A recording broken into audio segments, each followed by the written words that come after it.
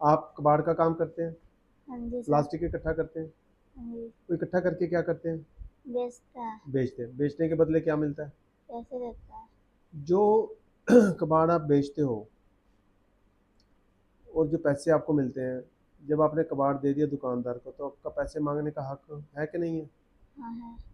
वो हक इसलिए है क्योंकि आपने उसको कबाड़ दिया। ठीक है, अब मान लो कि आपके पिताजी भी कबाड़ की दुकान चलाते हैं। आपके जैसा कोई और बंदा, उसने सड़क पे कबाड़ इकट्ठा किया और आपके पिताजी को बेच दिया। उस कबाड़ के बदले में उस बंदे का आपका पिताजी से पैसे मांगने का हक है कि नहीं? है। है। है। आप उसने पैसे मांगे, पिताजी ने कहा कि पैसे मैं आपको 2 दिन बाद दूंगा। कितने दिन बाद दूंगा? 2 दिन बाद। 2 दिन के बाद, क्योंकि अभी मेरे पास पैसे। नहीं है। अगर 2 दिन बाद देंगे, इसका मतलब उसका अधिकार तो है ना, उसको भी है कि मेरे को 2 दिन बाद मिल जाएंगे। हाँ।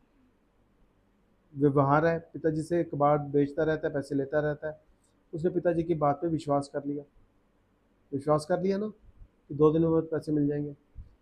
अब ये बात उसने अपने घर वाले को नहीं बताई। उसने सोचा 2 दिन बाद में पैसे तो मिल ही जाएंगे। ठीक है, अपने घर में किसी को नहीं बताई, ना अपने बच्चे को बताई, ना अपने घर वाली को बताई। ठीक है, अब अचानक से उसकी मौत हो गई। क्या होगी? उसकी मौत। मौत हो गई। अब उसके घर में उसके घर वाली या बच्चों को पता है कि उसने पैसे लेने हैं आपके पिताजी से? नहीं। नहीं पता। जब पता नहीं है, तो क्या आपके उस बंदे की घरवाली या उसके बच्चे आपके पिताजी से पैसे मांगने आएंगे? नहीं। नहीं आएंगे, क्योंकि उनको पता ही नहीं है। नहीं है। अब अगर वो पैसे नहीं मांगने आते, तो नुकसान किसका है? उन सबका। उन सब का। उसकी घरवाली का, उसके बच्चों का, जिन्होंने हाँ जी। पिताजी की कमाई से अपना घर चलाना था।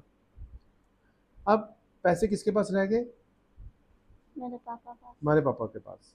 ठीक है जी, हम ये नहीं कह रहे, हम उदाहरण के लिए इस्तेमाल कर रहे हैं। ठीक है, आपके पापा के पास रह गए।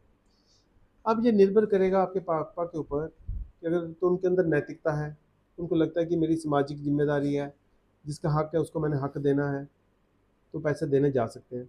लेकिन उनको लगे कि कोई मांगने आएगा तब मैं दूंगा, तो पैसा किसके पास रहेगा जब तक कोई मांगने नहीं आएगा? मेरे पापा पास। तुम्हारे पापा के पास। अब जिसका अधिकार है उसको पता नहीं है कि उनका पैसा तुम्हारे पिताजी के पास पड़ा है, वो मांगने नहीं आते, तो पैसा आपके पिताजी के पास रह जाएगा। ऐसा ही दोस्तों हमारे देश में हमारे अधिकारों के प्रति है। जैसे हमें अधिकारों की जानकारी नहीं है, तो हम उनको मांग नहीं पाते। जब मांग नहीं पाते, तो जिनकी जिम्मेदारी है हमारे अधिकार देना, वो देते नहीं है। उससे हमारे समाज में बहुत सारी असमानताएं पैदा होती हैं, बहुत सारे इविल्स पैदा होते हैं।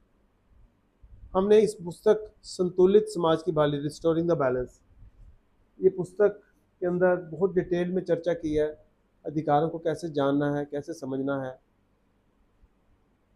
मेरे को लगता है कि एक जो बेसिक नॉलेज है अधिकारों के प्रति, वो हर नागरिक की होनी चाहिए।